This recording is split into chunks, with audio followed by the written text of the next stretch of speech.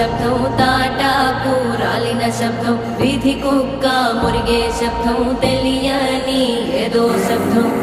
ఆమడంత దూరంలో పురిటి తల్లి మూల్గు శబ్దం, పలుకుతాడు తెంచుకున్న దూరంకే శబ్దం.